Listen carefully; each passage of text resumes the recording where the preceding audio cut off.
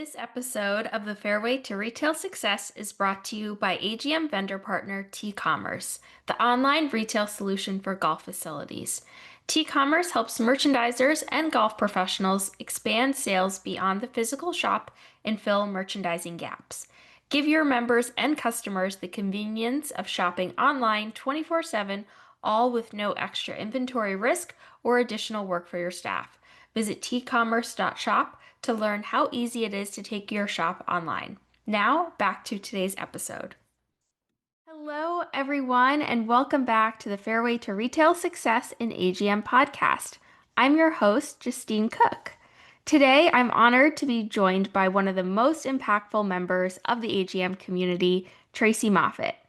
Tracy is the owner of K&K Consulting and an adjunct professor at Florida Gulf Coast University, where she teaches advanced golf merchandising operations for the PGA Professional Golf Management Program. Tracy has been an AGM member since 1998 and a vital part of the AGM Education Committee since 2000. She is a two-time recipient of the AGM Educator of the Year Award, most recently just last year in 2025, and she served as the organization's most recent past president. Her influence extends worldwide through seminars and workshops, helping golf and retail professionals develop smarter merchandising strategies, implement open-to-buy plans, and strengthen inventory management and operational standards. Tracy was also the 2014 recipient of the Southwest Florida chapter of the PGA's Henry B. Watkins Award. Before focusing on golf retail consulting and education, Tracy spent 17 years as a senior merchandise manager for the J.C. Penney Company and 9 years managing a private golf club shop in Naples, Florida. Tracy, it is such a pleasure to have you join us for a podcast episode. Thank you for joining us. Glad to be here. So you've had an extensive career spanning corporate retail with JCPenney, private club operations, and now consulting and teaching. Can you walk us a little bit more through that journey, starting with JCPenney and what eventually led you to focus on golf retail and education specifically? I started my education was at Valparaiso University in Northern Indiana, and I have a degree in fashion merchandising, which I'm not sure exists anymore, and also business. And part of that was to do an internship. So I did my internship at the small little JCPenney in downtown Valparaiso, which you can all imagine was one of those old 3-floor stores with the big picture windows and all this stuff. And then went on to apply to the management training program with Penny's, went to work for them in the Chicago market in that, and spent 17 years with the company, 6 or 7 different stores in Chicago. And then at some point learned to play golf because that's what all the store managers and the other management people did. So if you didn't know how to play golf, you missed out on a lot of stuff. So I learned to play golf at that point, fell in love with the game, decided the weather was horrible up there, and my parents had a place in Florida that they were at part of the year. So asked for a transfer to Florida, ended up in South Florida in the Cape Coral store, which is near Fort Myers, for those of you that haven't ever heard of Cape Coral. And 9 months after coming down here, JCPenney announced they were going to centralize buying. So I was out of a job because they went through and weeded out people, and I had just transferred into the market. So all of a sudden, after 17 years, what am I going to do? Well, I play golf. So I thought, golf's got to have merchandisers, right? So I started looking into golf jobs and ended up being hired by a private club in Naples and to manage their shop. And I remember going in there for my interview and walking in the front door and seeing a big round metal circle rack of clearance and thought, oh no, what am I doing? This isn't, good or whatever. But the director of golf there said, oh, there's this binder on your desk. It's from this organization that you're a member of. It'll tell you how to do everything. And I thought, okay, this will be good based on the clearance rack in the very front of the store. And it was the AGM merchandise manual. And I remember taking it home and reading through it and going, God, this is really good. There was a lot of great information in there. It was so well done.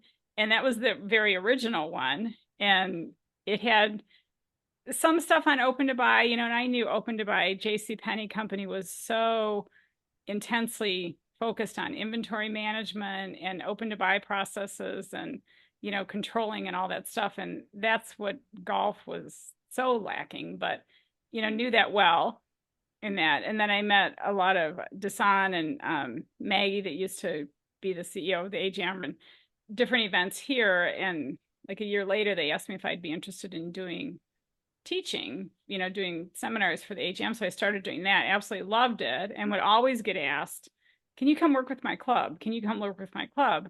And I started doing a little bit of that on the side, but it became very hard working full time. And when I quickly realized that that was a lot more fun than working full time in a country club, I left and started doing consulting full time, gosh, like 20 years ago now. So have loved it, every bit of it. But, interesting journey. Started teaching at FGCU 16 years ago. They, again, reached out to me because it's right here in my backyard. And that's been a really fun experience as well. Mhm. So just enjoy the teaching part of it all. Very cool. And coming from JCPenney of mainstream retail, what did you find was most similar to the golf industry retail? And what was, I'm sure there were a lot of things that were probably different too. Yeah. Retail, when it comes right down to it, retail's retail. You're just selling different things to different people. So it doesn't matter really what it is, you're doing the same thing. I mentioned before, I think JCPenney was so focused on inventory controls, and the golf business was so not caring about inventory controls. And, we've grown, and that's just where I see such huge positive Mm, growth in the golf industry, is that all of a sudden now we do care about that. There were always people in the office, like the controllers, that were screaming and yelling, you've got too much inventory. No one knew why or how. We mm, just kind of did it the way we always did it and that kind of stuff. And that's where golf has really changed and transitioned. But that had to have been the biggest kind of shocking thing to me, was how you're so lackadaisical about this. Doesn't it matter? Doesn't anyone care that that you have this huge, ridiculous amount of loss every year? And that I think memberships are different. Working in mainstream retail, you've got a lot of repeat customers, but you've got a lot of new and different customers. In the private club world, you're dealing with the same, essentially. We had 560 or whatever members in there. So you had 560 bosses. You had that many customers, and they didn't really change other than when they were member guests. So mm, that was an interesting dynamic to figure out this. And the buying's different. When you're buying for a huge retail company, you've got a lot more clout than when you're a little tiny shop. And it's just, getting used to, one of the big things that was interesting to me to get used to was the vans that the reps used to come around in, and going out to a van to look at a line. Like, what? Yes. you Yes. know, so very different, but Mhm. all good. And why do you think education and professional development are so critical and so valued in golf retail? Now, well, I think people are realizing that it's the one area of the club that can actually make money Mm, and should make money. And they can make as much as the facilities want them to make in that. I mean, I've had a couple of clients over the years where they said, well, we budget the shop to lose money each year. And I'm like, why? You're walking away from profit and happy members, and, and it's an opportunity for everybody to contribute positively, and to the members as well, for their experience. If you have a good golf shop that's well run, that provides them what they want, their whole golf experience becomes better. They're proud to bring members, or their guests in. They're proud to bring friends and brag about it, and all that. And I think anymore, COVID kind of, in a lot of changes. Actually, the downturn in 2009 kind of set it mm, all off. The first jobs eliminated in a lot of clubs were merchandisers, and all mm, of a sudden these PGA professionals are left to be merchandisers, and they had maybe 2 classes when they went through the PGA program on it, and don't remember any of it and have no desire to do it because they don't know anything about it. And all of a sudden they're thrown into this. And I think that's when we started to really see the need for educating everyone, and not just merchandisers, but PGA professionals, and to make them understand how important it could be one day in their career.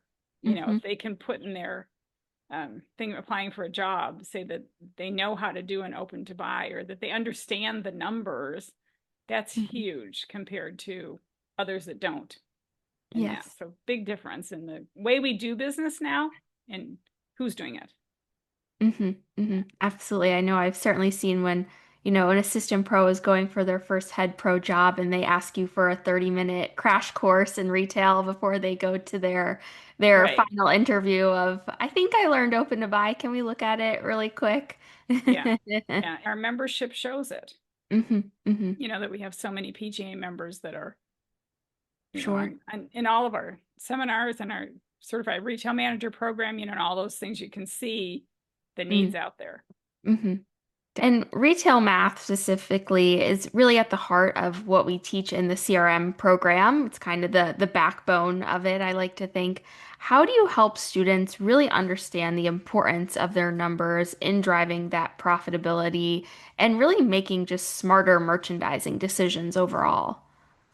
I think the big thing is one-on-one. You can do a PowerPoint on numbers, but until you make it real for their facility, because the one thing that we all know is that there is no standard in golf. Every facility, everything is so different than every other everything in that, and no club's the same. So to be able to have them understand the different metrics, but then here's your numbers, here's your club, let's look at just at your club, is the real way that people understand and appreciate their different numbers. Mhm. I think that's what's so great about in CRM is that they get to build their open to buy unique to their facility. We're not just giving them numbers to fill in that, or they're not just watching a PowerPoint, like you said, and listening to a lecture, that they're getting to build it and customize it to their facility. Yeah. And I think even, especially with the students at Florida Gulf Coast in the PGM program, a lot of them have no desire to be merchandisers, but they are starting to really appreciate the need to know it Mm, and that. And I learned pretty quickly that the only way they're going to get this and it's going to sink in is if we do this. So started doing case studies with them, mm, and they're split into groups at the beginning of the year, and then they work through this fictitious semester project the whole year and do an open to buy for their club. And they all have new golf shops or they're redoing their shops, and so they do a floor plan and they do all promotional plan for their reopening. They all do new logos, all these different things, and then it all clicks because mm, they've done it rather than just be told about it. So it's really creating that hands-on environment, and one-on-ones the best way. In our CRM courses, if we have 20 people in a class, that's a huge class. So there's still very much, the individualized attention's able to be given right. as people need it. And I think that's so important. Sure. And what have you found with our CRM graduates? What has made the program so impactful for them? Any really cool takeaways or standout moments you've seen of what those graduates have gained from the program? Oh my gosh, there's lots. I think one thing that I think they all leave with is a desire to know more. And that's always exciting. You'll see, like on the Wednesday webinars that we do, Mm. you'll see all the CRM students are on them. And even Mhm. after they've done the three they have to do, they're still on them. So when you look at the lists of people that sign up for our different webinars and things, a lot of them are the CRM students or graduates Mhm. because they've learned to really appreciate constantly finding new and different ways to do the same old stuff. And it just makes the job so much more fun, and it makes it just so much more interesting when we find different ways to still sell stuff and that. So I think that for a lot of our graduates, that's huge, is finding new, different ways to do things. And as they do that, they find they're making more profit, they're controlling their inventory better. All the things that they've been getting yelled at in the past, they're doing now.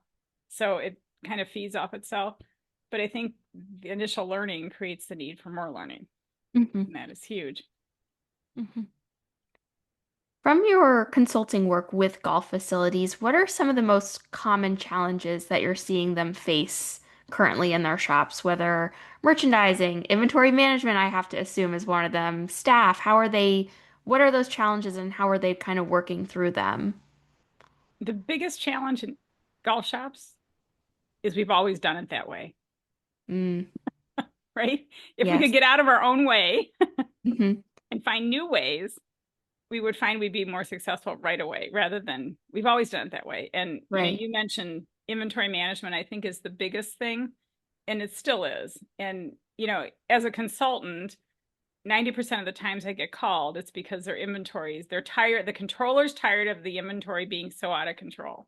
And no one seems to want to do anything about it. So we're going to bring in an expert, right? Or a so-called expert. Um, so that's what I get called in on mostly. And that Mm, sometimes it's shop redos, takeovers from, like the pros taking over the shop, the club's taking the shop back, that kind of mhm, thing. But the inventory is a huge part of what we struggle with. So is visual merchandising because we clubs are very quick to remodel dining facilities and the whole rest of the clubhouse, and they forget this golf shop. And then they have this golf shop that is so dated and so old and so dark and doesn't mirror the rest of the club, but yet that's the first place potential members see when they come to a club because they usually come there to golf first. mm, So encouraging clubs to update shops, to improve the visual merchandising, just to modernize them as they have the rest of the clubhouse is a big challenge. I think, one of the things that I've seen a lot of in clubs and along with that comes engaging your staff in merchandising. If we don't get everybody involved, they're going to stand behind the counter. And, we talk a lot more about that lately. It seems like that's been a mm. big thing that we've been kind of focusing on, but getting everybody involved and engaged in the merchandising side of thing along with the golf side of thing, and that means getting merchandisers engaged in the golfing side. It's both ways, but a team. A lot of golf shops don't have a real positive team atmosphere, and that's always a challenge and stuff. So I think those are kind of some big things to see, and to focus on and work towards. Sure. And with those, are there any, something as simple as an overlooked habit or an overlooked skill that really makes a big difference? Maybe it's as simple as you coming in and making one simple suggestion and the light bulb kind of goes off for these folks. Yeah, well, the first one to get out of their own way. To stop saying we've always done it that way. I seriously, in a lot of shops that I go to, the atmosphere is so down. If we just stop and decide we're going to have fun doing this and engage in, let's come up with the stupidest thing we can think of to try, the craziest sale idea, and let's do it and let's see what happens. And usually those are the things that help turn the corner in that you can engage people. Sometimes simply redoing a shop and involving everybody and doing displays and changing where all the fixtures are can make a huge difference. But it's just simple things that are quick fixes, but that are fun to do Mm, versus screaming and yelling because your inventory is out of control, because that doesn't do anybody any good. It's not going to fix no. it. But I think a lot of shops have lost the fun of the business that Mm, we're in, and it is a fun business. right, right. It really is. And I think of a lot of clubs that have done just crazy promotion ideas that outside people would say, how is that going to work there? Their members are, 80 years old. They're never going to go for this. And they do, and they love it. Uh-huh. But you've got to be not afraid to try. And you've got to Right. not say, well, we've never done that before. Or when we did it 5 years ago, it didn't work, or we've never done that before. Hmm. So we Yeah. got to get out of our own way and Yeah. really enjoy what we're doing and find ways to engage to make everybody else enjoy it too. So that may mean getting stupid, kind of getting crazy. Yeah, and like the members come there for their leisure and to have fun and enjoy Yeah, golfing and dining, so the shops should absolutely be part of that spirit of the right, property. right. And there's a part of private clubs that well, we don't market, we don't do promotions, we don't advertise. Yeah, and I'm not on social media, so I'm not one to really talk about this. But these clubs that are promoting stuff on Instagram and have in the golf shop that has their own pages, and when the Mm, merchandiser gets something new in, can take a picture of her holding it up. I'm thinking about a club that I worked with in out in Missouri, and they have a squirrel on their logo, and we did big blankets for Christmas, and they've got the GM wrapped in one. It's Aw. crazy. Okay, it was adorable. Send it out to all the members, and the half of them were sold like in the first 2 days because of one post. So that's the kind of fun things you can do that don't cost anything. They don't take very much time, Mm, and it engages the staff. It engages the members. It's just a total win-win, to have some fun with different things like that, and using social media is, that's not marketing the club. mm. It's promoting the merchandise that's there and the people that are buying and selling it. Right. Right. Yeah. Staff involvement certainly Yeah. key. Yeah. Staff involvement's Mhm. huge. Yeah. What has been the most rewarding part of working with your FGCU students and the CRM students as well? But I know you probably get to see your FGCU students a little bit more in person, of course. Yeah. One of the cool things is every year I'll have a handful of girls. There's not many go through the program, and invariably one of them will say, "I don't really have any interest in merchandising," and they'll leave the class and go into merchandising. That to me is, there's one student in the class that ends up deciding this is the focus that they want Mm, their PGA career to be. It's like just so cool, because it's usually not someone that ever thought they would. mm. And they have turned out to be some of the best merchandisers, and gone to work for, in the corporate side of things. We had a student from FGCU that went to work for one of our vendor partners for years. As we got two of them now. There's another one that's an inside rep for a company. And just the different paths that some of these students take, that they didn't really, they took this class because everyone says it's fun, and I've got to take an elective and all this, and then to see them grow and go on and do good things. And a lot of them that in the merchandising side of things. And when I get a text and it's a student sending me a picture from their club up north in the summer, Aw, it's like, oh, that's so cool. But then the same thing with yeah. the CRM students, because I'll get stuff every so often. Someone will send, oh, I just did this and thought you might like to see it. That's Aw, really cool, because it's like you're using this, and when I hear from the CRM students that, I use this, I had a better year, and this is what we accomplished, and now I want to dig deeper, or I want to learn more, kind of thing, and use it better. And that, we talk about in our program, we use a top-down approach, and we say like a bottom-up is better, and okay, how do I do it the other way, kind of thing. And working with the students that have really embraced and um, doing that. And I think, again, seeing the CRM students constantly involved in the education, involved in the organization, how many mhm. of them have gone on to volunteer at the conference year after year after year, Yes. so we're engaging them beyond a certificate and an award. Yes. They're becoming engaged in our organization, and that's huge, because that's the future. It can't forever be the same people. So For sure. Yeah, we don't know. They might be teaching retail strategies exactly, one day down the exactly, road. exactly. Yeah. What advice would you give to someone who might be early in their golf retail career who is really eager to build better skills around retail math and business for their shop? Well, obviously to do the CRM program.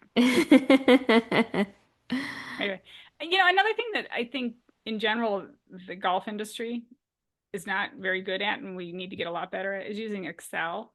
Mm, I noticed that with the college kids, they can all do PowerPoints that are incredible, but work a spreadsheet, and if people say, I don't have time to do my numbers. If they were very comfortable using Excel, it becomes much easier in that. And I think run your numbers every month. We're asking for an hour a month, right, to do this, and just become familiar with what's happening, what the numbers show. And then you want to look at them more, because you're thinking, oh, this is so cool. I didn't realize this, or whatever. Um, Simple things. And then there's been so much change in technology for us in the thing. I think of companies like RepSpark, like Golf Genius, and what they have brought to the merchandise. Golf Genius didn't start out to do anything with merchandise, but boy, they sure have. In a back way, it's amazing. And the same thing with RepSpark. The ability now to answer a member's question right there is mhm. huge. And we need to really embrace that technology, and even those that don't like social media, that don't do it like me, need to find a young kid that does and have them do it for you because it's the technology is huge that we have now in that. But first do the CRM. Yes, yes. That'll help certainly help with the Excel skills. We'll Yeah, we'll cover exactly. those Yeah. in Yeah. Open Divide. It's interesting though that you said they have strong PowerPoint skills because I always think of merchandisers being so generally visually driven, and I could see that kind of making sense. Yeah. Yeah. That's what they're taught. I mean, I think in kindergarten they learn to do a PowerPoint, but they don't ever have a class in Excel or even, Word. And now, a lot of um, places are using AI to generate stuff. And it's like, Mhm, which is kind of frightening, but it's good, but it's frightening, mhm, you know, for sure. It's all new what's going stuff. on there. As golf retail continues to evolve, are there any trends or innovations that you're really excited about seeing on the horizon, whether education or shop operations or even new styles, new vendors out there? What's exciting to you looking ahead at where golf retail is headed? Well, I think I mentioned a couple of them just in the last thing. The different platforms that are out there for us to make our jobs easier, learning them. I think Mhm, pretty much RepSpark people learn because they see that as a real tool. I don't think we're using Golf Genius, the golf shop part of it as best we can. Um, there's programs out there that make the frustrating parts of our jobs so much easier, and we need to really find those and embrace those and help them continue to develop. And that one of the big things that people get beat up at private clubs over and over again is why don't we have a website? Well, because you don't support it. There's options out there. mhm, Can I mention our another vendor partner, but T-Commerce has absolutely. an incredible site that they'll totally customize, and that gives us an opportunity to get that monkey off our back as a merchandiser and have the shop. And if they don't support it, it's not that expensive. It's not costing us a whole lot to have it and have it available, and it's there. And that's a monkey off our back. The special orders that I can remember coming in on a Monday morning, as a merchandiser and having a stack of like 10 different orders that I had them and Mhm, 10 different phone calls or an email to a rep or, this kind of thing. Now I can get on RepSpark, or the merchandisers can get on RepSpark and just do it right then and there. And they're all done. And I know if it's coming, I know how soon it's going to come.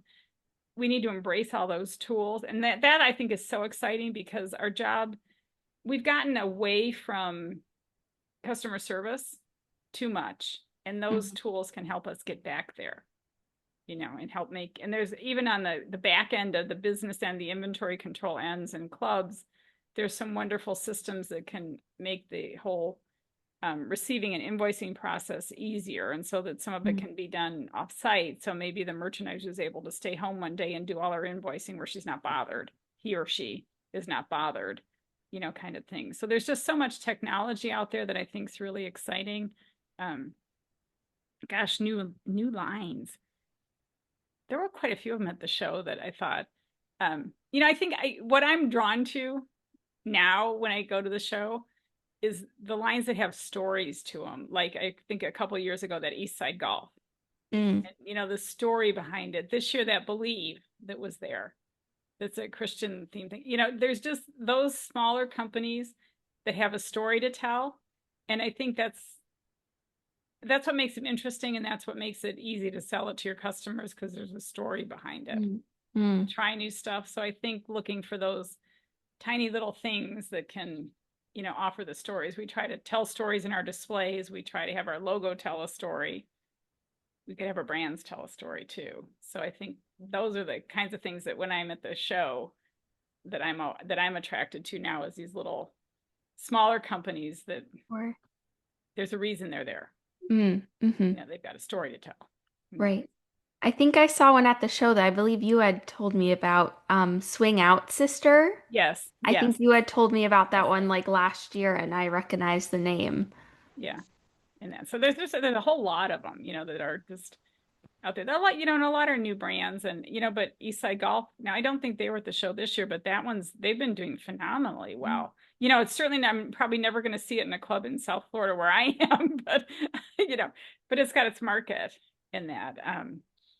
There's other ones. And because I work with a club over in Ireland as well, you Mm. know, they have more fashion lines and they have them first because a lot of the stuff that's over there they'll have first and then eventually it'll get here and that. So like Juice was one years ago, it was started to come into golf and then 5 years later it got here and now it's huge in the US and that. So to see some of those things grow and adapt and where did they come from, what was their start, but I think um, there's so many new companies every year in golf, and if there's what differentiates them one from the other, why is this one special and what's going to help them make it, and some of that's the story they Mm, have to tell with it and that. absolutely.